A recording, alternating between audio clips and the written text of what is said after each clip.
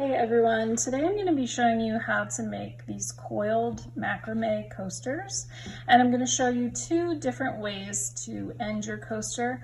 One, we just tuck the ends in, and the other, we make a little tassel and a gathering knot. For this project, I'm using 3mm single strand cotton string. This is from rightrope.com. And I will put a code in the description for you to get 5% off of your rope. The other materials that you'll need for this project are a sharp pair of scissors and a hot glue gun. You also need something to measure your rope, so a yardstick or a meter stick. To steady my project while I'm knotting, I just have these 4 little cork boards, and I have these T-pins that I'm going to use to hold my work down. Pardon the mess of my cork board. I have cats, so if you also have cats, yours might end up looking like this as well. So I've gone ahead and cut out 2 pieces of string. The first string I've cut to 3 yards, which is about 2 3/4 meters. I've gone ahead and found the center point of the string, and I'm just going to pin that loop to the cork. These are going to be the inner filler strings, which is why it's so much shorter than the other piece. The other piece I've cut to 12 yards, which is about 11 meters. This is going to be the outer working string that is forming all the knots, so we're going to use a lot more of this string. Now I found the center point, and I'm just going to tuck that underneath of the other one and kind of all the way up to meet it, and I'm going to pin that down as well. So you want to arrange it so that the long string is on the outside and the shorter string is on the inside. So now what we're going to do is we're going to form a long piece of square knots. So what you want to do is you want to take your right string, you're going to cross it on top of the center 2 strings. Then you're going to take this left string and you're going to bring it on top of the right that you crossed over. Then you're going to take it behind the center 2 strings and then up through this loop on the side. And because this is so long, you're going to have a lot of string to pull through each time.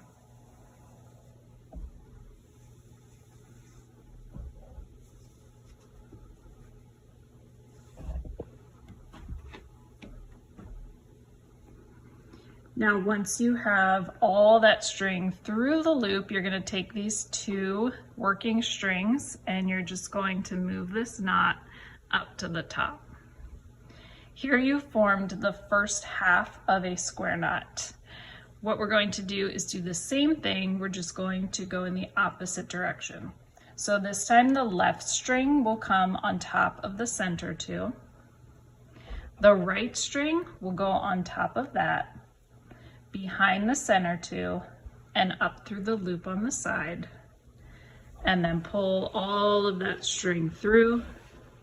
You can also bundle this up and clip it with something to make it easier. Sometimes I find that a little more cumbersome than just pulling it through. So now you're just going to take your 2 ends and pull that knot tight, and now you have a complete square knot. I'd also like to point out that if you take a break or you just, your mind wanders and you forget which side is supposed to be going on top, just look for the bump on the side. The most recent bump, whatever side that's on, is the side that's going to go in front. So the bump is on the right, so I'm going to take the rightmost string on top of the center 2. Then I'm going to take the left on top of that, lift up the center 2 so I can tuck it behind, and then pull it through the loop. And you may have noticed on my first knot that the string was kind of in a bunch, and I was able to pull that through neatly, but you do run the risk of your string getting tangled and knotted up, so you do want to keep your strings separated and clear from each other. So now you see the bump is over here on the left. That means my left string is going on top. then my right on top of the one that crossed, behind center, and up through the loop. And as you continue, your working strings are going to get shorter, so it'll be a little bit less tedious pulling these through.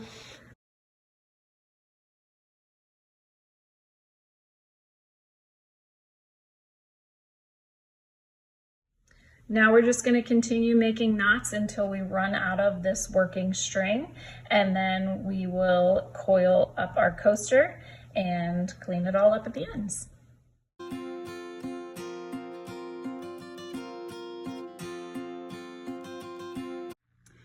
I've basically run out of working string on this one side. The other side is super long for some reason. And I do have a little bit of extra in the middle if I wanted to start with maybe 10 inches less, but it's always better to be safe than sorry.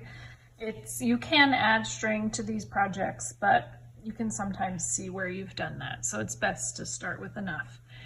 Now I'm going to show you two different ways to end your coaster. For this one, what we're going to do is we're just going to tuck these ends over and secure them with some glue, and then trim the excess before we start coiling our coaster. So I have my hot glue gun warmed up here. I'm just going to, right above the fringe, put a little strip of glue, and I think I'll actually fold these center ones in first.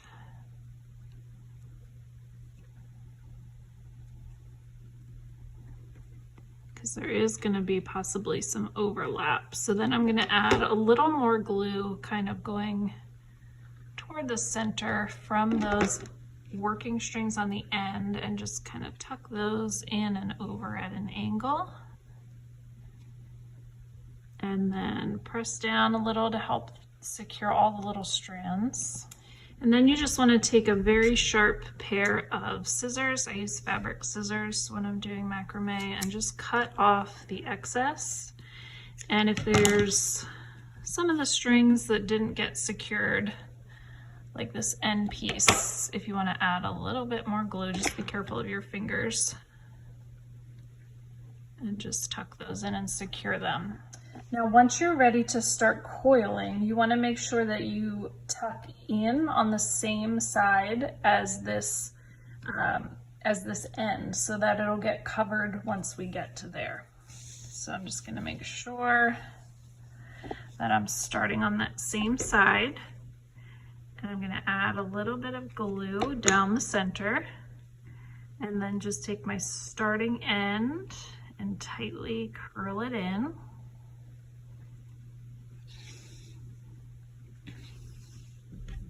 And I'm just going to keep going like this all the way to the end. Use your glue a little bit sparingly and just in the center so that it doesn't ooze out the sides. You don't want to see the glue.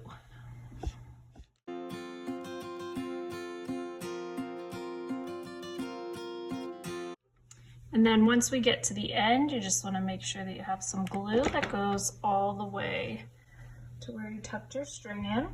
So here's our first coaster. This one we tucked the edges in, and they're hidden pretty well. You can kind of see them more on one side than the other, but it gives it a little character. So now I'll show you a different way to end your coaster. This coaster also ended up with one short working string at the end and one really long one, so it must be something about the pattern and the knots. But for this one, what we're going to do is we're going to add a gathering knot and sort of like a little fringy tassel. So what I'm going to do, just to clean the edge up a little bit and make it easier to work with, is just cut all the ends to the same length. And then I'm going to go back and find that long working string, and I'm going to see if I can use this for my gathering knot to reduce my waste.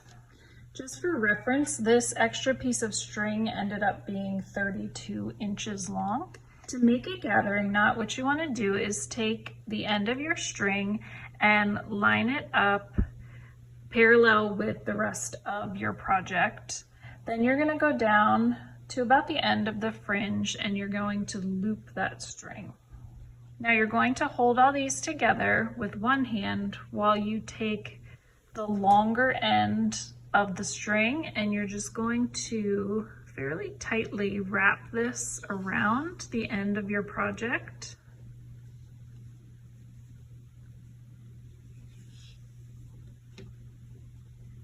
And you want to wrap it maybe 3 or 4 times.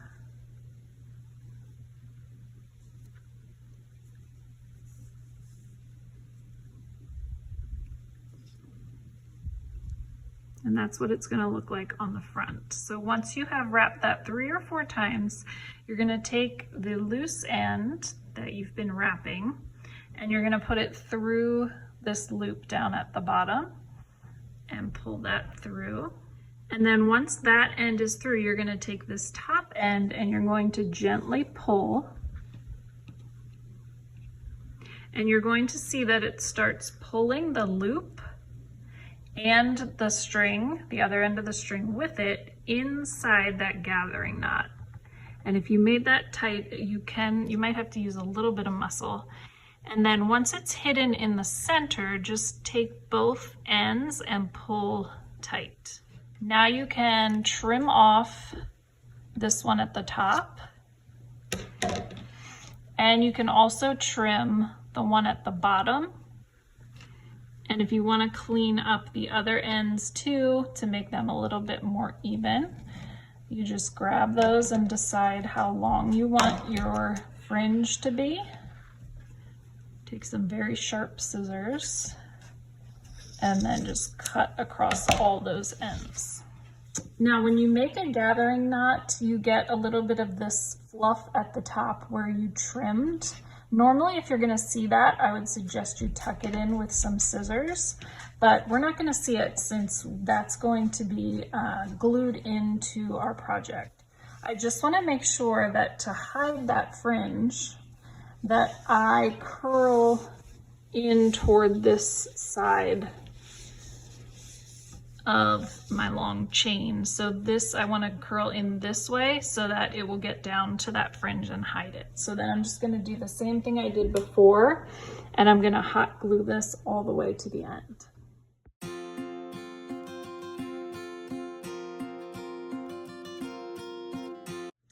Now for this one, I'm just going to go right to the edge of the gathering knot with my glue, and then the fringe will just hang off the side.